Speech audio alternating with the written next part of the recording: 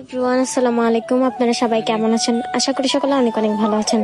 তো আজকে আমার স্পেশাল একজন মানুষের সাথে দেখা হবে, যদিও এর আগেও তার সাথে দেখা হয়েছিল। তো আপনারা আমার মুড দেখে বুঝতে পারছেন আর আজকে আমার মুডটা একটু অফ ছিল। তো যাই হোক, তাদের জন্য অপেক্ষা করতে করতে তারা ফাইনালি চলে আসলো সন্ধ্যায়। আমি অনেকক্ষণ ধরে তাদের জন্য অপেক্ষা করতেছিলাম, কারণ তারা বলছিল যে আসবে। তো ফাইনালি দেখা হয়ে গেল আরাফ ভাইয়ার সাথে। আরাফ ভাইয়া হচ্ছে আমার সাথে দেখা করতে আসছিল। আমি হচ্ছে ওনারা যখন আসতেছিল না, আমি এখানে হচ্ছে সবসময় ভিডিও করি, তো ভিডিও করতে গেছিলাম। দেন আমি হচ্ছে ভিডিও করতেছিলাম, হঠাৎ করে দেখলাম যে আরাফ ভাইয়া আসছে, যদি ওনারা আসতে একটু লেট করছে। তো যাই হোক, এবং আমি আসার সাথে সাথে আরাফ ভাইয়ের সাথে গল্প করতেছিলাম, কথা বলতেছিলাম। যে আরাফ ভাইয়া জিজ্ঞেস করতেছিল যে তোমাদের কলাতুলি থেকে তো এখানে আসতে প্রায় আধা ঘন্টা মতো লাগে। আমি বলতেছিলাম যে হ্যাঁ। তারপর জিজ্ঞেস করতেছিল আমাদের বাসা কোথায়, আমি বললাম যে 5 মিনিট লাগে। দেন হচ্ছে আরেকটা ভাইয়া আসলো, আমার সাথে পরিচয় হলো। দেন বলতেছিল যে তোমার পেজের কি খবর, সবাই মানে জিজ্ঞেস করতেছিল আর কি। তো আরাফ ভাইয়া কিন্তু খুব মিশুক, এবং আমার সাথে খুব ভালো একটা সম্পর্ক আরাফ ভাইয়ার সাথে। এবং যতটুকু দেখতে পারলাম সে সব দিক থেকে ঠকে গেছে, কিন্তু সে ধৈর্যটা ছাড়ে না। এই জিনিসটা আমার খুব বেশি ভালো লাগে।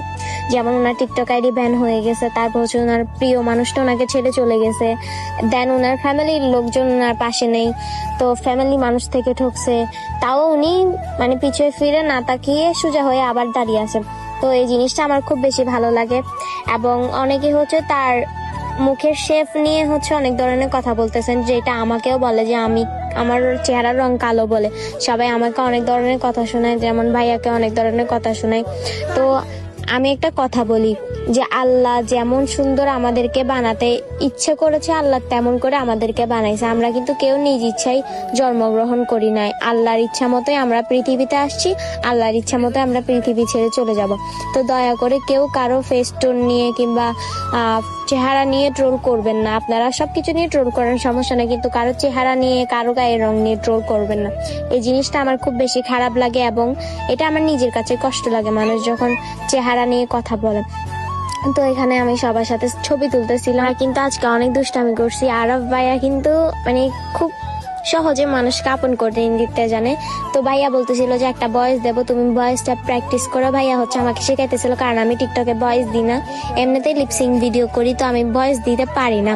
এমনিতে ব্লগ করি, এটাও আমার জন্য অনেক মানে হয়ে যায়, টাফ হয়ে যায় আর কি। এডিট করতে মন চায় না, যদিও আমার কাছে অনেক ভিডিও আছে, কিন্তু এডিট করতে মন চায় না।